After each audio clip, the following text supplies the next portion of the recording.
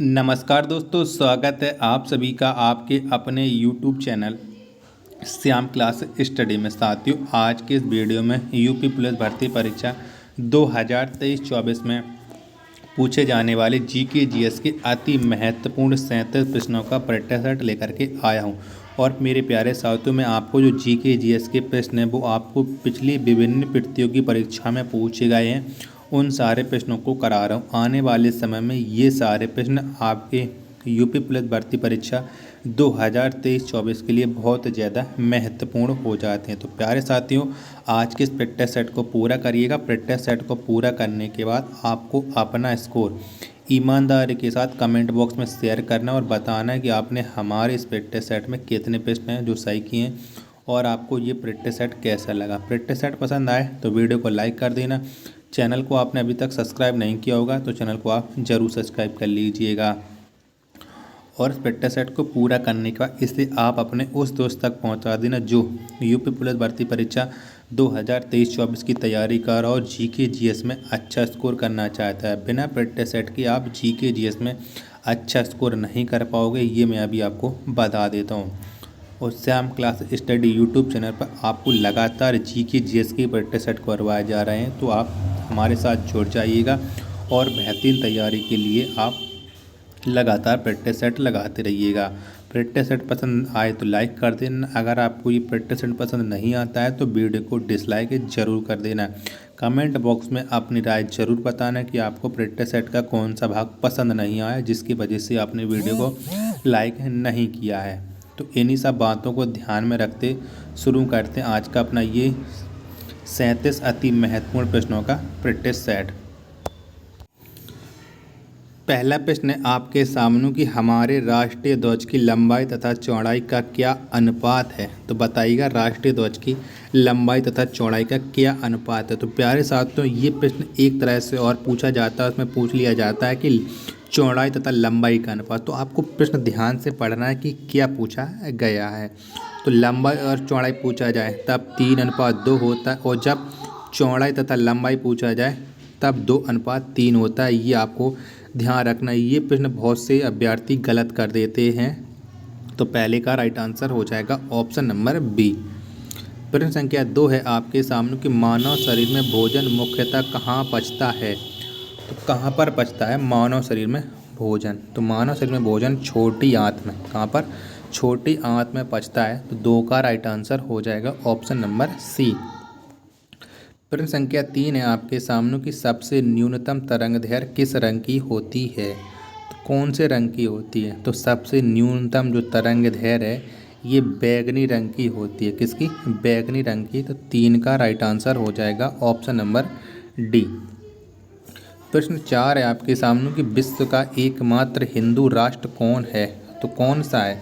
तो विश्व का एकमात्र जो हिंदू राष्ट्र है वो है नेपाल। कौन, नेपाल है। तो प्रश्न संख्या 4 का राइट आंसर हो जाएगा ऑप्शन नंबर ए। प्रश्न संख्या 5 है आपके सामने कि अध्यादेश जारी करने का अधिकार किसके पास है। तो किसके पास है। तो अध्यादेश जारी करने का अधिकार केवल राष्ट्रपति और केवल राज्यपाल के पास है, और राज्यपाल भी राष्ट्रपति के आदेशानुसार अध्यादेश जारी कर सकता है। तो प्रश्न संख्या 5 का राइट आंसर हो जाएगा ए और बी दोनों।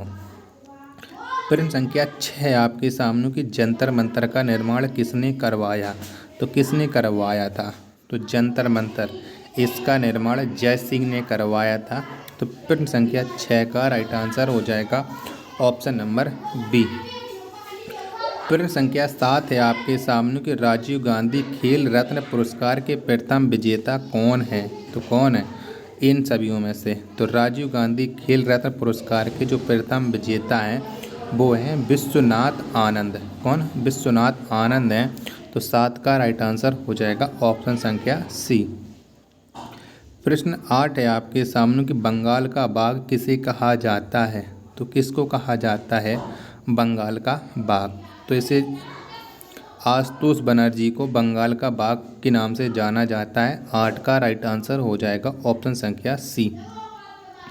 प्रश्न संख्या 9 है आपके सामने कि CISF अकादमी किस राज्य में है। तो कौन से राज्य में। तो जो CISF अकादमी है ये भारत के आंध्र प्रदेश राज्य में है। 9 का राइट आंसर हो जाएगा ऑप्शन नंबर बी। प्रश्न 10 है आपके सामने कि पृथ्वी के चारों ओर परिक्रमा करने में चंद्रमा को लगभग कितना दिन लगता है। तो कितना दिन लगता है, तो पृथ्वी के चारों ओर परिक्रमा करने में चंद्रमा को लगभग 27.8 दिन लगता है। 10 का राइट आंसर हो जाएगा ऑप्शन संख्या सी। प्रश्न संख्या 11 है आपके सामने कि अंकलेश्वर तेल क्षेत्र किस राज्य में है। तो कौन से राज्य में है अंकलेश्वर तेल क्षेत्र, तो ये भारत के गुजरात राज्य में है अंकलेश्वर तेल क्षेत्र। तो प्रश्न संख्या 11 का राइट आंसर हो जाएगा ऑप्शन नंबर डी। प्रश्न संख्या 12 है आपके सामने कि चंदन के घने जंगल किस राज्य में हैं। तो कौन से राज्य में है, तो जो जंगल के घने जंगल हैं चंदन के ये कर्नाटक राज्य में है। तो 12 का राइट आंसर हो जाएगा ऑप्शन नंबर ए। प्रश्न संख्या 13 है आपके सामने कि शालीमार बाग की स्थापना किसने की थी। तो किसके द्वारा की गई थी शालीमार बाग की स्थापना, तो ये स्थापना की थी जहांगीर ने। किसने, जहांगीर ने। तो प्रश्न संख्या 13 का राइट आंसर हो जाएगा ऑप्शन नंबर बी। प्रश्न संख्या 14 है आपके सामने कि भारत के राष्ट्रीय गान को गाने में कितना समय लगता है। तो कितना समय लगता है, तो भारत के राष्ट्रीय गान को गाने में 52 सेकंड का समय लगता है। तो प्रश्न संख्या 14 का राइट आंसर हो जाएगा ऑप्शन नंबर बी। प्रश्न संख्या 15 है आपके सामने कि हिंदी भाषा का प्रथम समाचार पत्र था। तो कौन सा था, तो हिंदी भाषा का जो प्रथम समाचार पत्र था वो था उद्दंड मार्तंड। कौन, उद्दंड मार्तंड। तो प्रश्न संख्या 15 का राइट आंसर हो जाएगा ऑप्शन नंबर बी। तो प्यारे साथियों, अभी तक आपको ये प्रैक्टिस सेट कैसा लगा कमेंट बॉक्स में ज़रूर बताएं, और आपने अभी तक कितने प्रश्न हैं जो सही किए हैं। तो प्रश्न संख्या 16 है आपके सामने कि आगा खां पैलेस किस राज्य में है। तो कौन से राज्य में है ये आगा खां पैलेस, तो ये भारत के महाराष्ट्र राज्य में। किसमें, महाराष्ट्र राज्य में आगा खां पैलेस है। तो प्रश्न संख्या 16 का राइट आंसर हो जाएगा ऑप्शन संख्या ए। प्रश्न संख्या 17 है आपके सामने कि स्वर्ण मंदिर का निर्माण किस गुरु ने किया था। तो कौन से गुरु ने किया था स्वर्ण मंदिर का निर्माण, तो गुरु अर्जुन देव ने। किसने, गुरु अर्जुन देव ने स्वर्ण मंदिर का निर्माण किया था। तो प्रश्न संख्या 17 का राइट आंसर हो जाएगा ऑप्शन नंबर बी। प्रश्न 18 है आपके सामने कि बीजक के लेखक कौन हैं। तो कौन है बीजक के लेखक, तो बीजक के लेखक हैं आपके कबीरदास। कौन, कबीरदास हैं। तो प्रश्न संख्या 18 का राइट आंसर हो जाएगा ऑप्शन नंबर ए। प्रश्न 19 है आपके सामने कि प्रजनन शक्ति में कमी किस विटामिन के कारण होती है। प्रजनन में शक्ति ये विटामिन डी के कारण विटामिन ई के कारण होती है। प्रश्न 19 का राइट आंसर हो जाएगा ऑप्शन नंबर डी। प्रश्न 20 है आपके सामने कि सद्भावना दिवस किस दिन मनाया जाता है। तो कब मनाया जाता है सद्भावना दिवस, तो ये प्रतिवर्ष 20 अगस्त को। कब, 20 अगस्त को सद्भावना दिवस मनाया जाता है। 20 का राइट आंसर हो जाएगा ऑप्शन संख्या सी। प्रश्न 21 है आपके सामने कि अंग्रेजों ने भारत का आधुनिक नक्षत्र किसे कहा था। तो किसको कहा था, तो अंग्रेजों ने भारत का आधुनिक नक्षत्र ये कहा था राजा राम मोहन राय को। तो प्रश्न 21 का राइट आंसर हो जाएगा ऑप्शन नंबर ए। प्रश्न 22 है आपके सामने के पल्लव राजाओं की राजधानी कहाँ थी। तो कहाँ पर थी, तो जो पल्लव राजा हैं इनकी राजधानी थी कांचीपुरम। कहाँ पर, कांचीपुरम में। 22 का right answer option number B हो जाएगा। प्रश्न 23 है आपके सामने कि विषुवतीय क्षेत्रों में कौन सी वर्षा होती है। तो कौन सी वर्षा होती है, तो विषुवतीय क्षेत्रों में संवहनीय वर्षा होती है। कौन, संवहनीय वर्षा। तो 23 का right answer option number D हो जाएगा। प्रश्न संख्या 24 है आपके सामने की गुजरात की जीवन रेखा कौन सी नदी कहलाती है। तो कौन सी नदी कहलाती है गुजरात की जीवन रेखा, तो नर्मदा नदी, कौन? नर्मदा नदी गुजरात की जीवन रेखा कहलाती है। प्रश्न संख्या 24 का राइट आंसर हो जाएगा ऑप्शन नंबर ए। प्रश्न संख्या 25 है आपके सामने कि शक्ति स्थल कहाँ पर है? तो कहाँ पर है शक्ति स्थल, ये आपको बताना है। तो शक्ति स्थल ये स्थित है दिल्ली में। कहाँ पर है? दिल्ली में। तो प्रश्न संख्या 25 का राइट आंसर हो जाएगा ऑप्शन नंबर डी।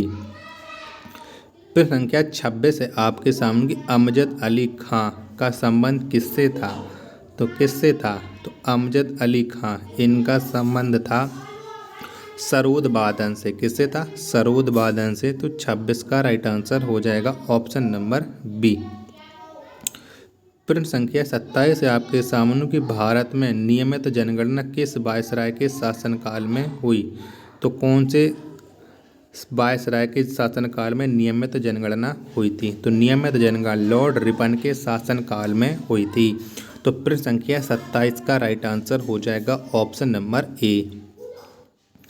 प्रश्न 28 है आपके सामने कि अश्वघोष किसके दरबार में रहते थे? तो यानी किसके दरबारी कवि थे अश्वघोष? तो ये दरबारी कवि थे कनिष्क के। किसके थे? कनिष्क के। 28 का राइट आंसर हो जाएगा ऑप्शन संख्या सी। प्रश्न संख्या 29 है आपके सामने कि भारत में सबसे कम वर्षा कहाँ होती है? तो कौन सी जगह पर भारत में सबसे कम वर्षा होती है? तो लेह में सबसे कम वर्षा होती है। 29 का राइट आंसर हो जाएगा ऑप्शन नंबर बी। तो प्यारे साथियों, आपको ये प्रैक्टिस सेट कैसा लग रहा है कमेंट बॉक्स में अपनी राय ज़रूर बताएं। प्रैक्टिस सेट पसंद नहीं आ रहा हो वो भी बता दीजिएगा, अगर प्रैक्टिस सेट आ रहा हो पसंद तो वो भी बता दीजिएगा। तो प्रश्न संख्या 30 है आपके सामने कि पंजाब का टैगोर किसे कहा जाता है? तो किसको कहा जाता है पंजाब का टैगोर? तो पंजाब के टैगोर के नाम से जाना जाता है पूरन सिंह को। तो प्रश्न संख्या 30 का राइट आंसर हो जाएगा ऑप्शन संख्या सी। प्रश्न 31 है आपके सामने कि दक्षिणावर्त घूमने वाला ग्रह कौन है? तो इनमें से कौन सा वो ग्रह है जो दक्षिणावर्त घूमता है? तो दक्षिणावर्त घूमने वाले ग्रह हैं शुक्र और अरुण। कौन? शुक्र और अरुण, ये दक्षिणावर्त ग्रह घूमते हैं। तो प्रश्न संख्या 31 का राइट आंसर हो जाएगा ए और बी दोनों। प्रश्न 32 है आपके सामने कि भारत संयुक्त राष्ट्र संघ का सदस्य कब बना? तो कब बना था? तो भारत संयुक्त राष्ट्र संघ का सदस्य बना था 1945 में। कब? 1945 में। प्रश्न संख्या 32 का राइट आंसर हो जाएगा ऑप्शन नंबर ए। प्रश्न 33 है आपके सामने कि फलों तथा सब्जियों से बने उर्वरक में क्या सर्वाधिक होता है? तो क्या होता है सर्वाधिक? तो फलों तथा सब्जियों से बने उर्वरक में सर्वाधिक होता है फास्फोरस। 33 का राइट आंसर हो जाएगा ऑप्शन नंबर सी। प्रश्न 34 है आपके सामने कि भारतीय परमाणु ऊर्जा आयोग के प्रथम अध्यक्ष कौन थे? तो कौन थे? तो भारतीय परमाणु ऊर्जा आयोग के प्रथम अध्यक्ष ये थे डॉक्टर होमी जहांगीर भाभा। कौन? डॉक्टर होमी जहांगीर भाभा। 34 का राइट आंसर ऑप्शन संख्या सी। प्रश्न 35 है आपके सामने कि सांबर लवण झील किस राज्य में है? तो कौन से राज्य में सांबर लवण झील? तो ये है राजस्थान राज्य में। 35 का राइट आंसर हो जाएगा ऑप्शन नंबर डी। प्रश्न संख्या 36 है आपके सामने केंद्रीय वनस्पति अनुसंधान संस्था कहाँ स्थित है? तो कहाँ पर है? तो जो केंद्रीय वनस्पति अनुसंधान संस्था है ये लखनऊ में स्थित है। तो 36 का राइट आंसर हो जाएगा ऑप्शन संख्या सी। प्रश्न संख्या 37 है आपके सामने कि मालती माधव के लेखक कौन है? तो कौन है मालती माधव के लेखक? तो मालती माधव इसके लेखक हैं भावभूति। कौन है? भावभूति। तो 37 का राइट आंसर हो जाएगा ऑप्शन नंबर डी। तो प्यारे साथियों, अगर आपको ये प्रैक्टिस सेट अभी तक पसंद आया हो तो वीडियो को लाइक कर देना। चैनल को आपने अभी तक सब्सक्राइब नहीं किया होगा तो चैनल को आप जरूर सब्सक्राइब कर लीजिएगा। मिलते हैं भाई नेक्स्ट वीडियो तथा नेक्स्ट प्रैक्टिस सेट में। तब तक के लिए धन्यवाद। जय हिंद मेरे प्यारे साथियों।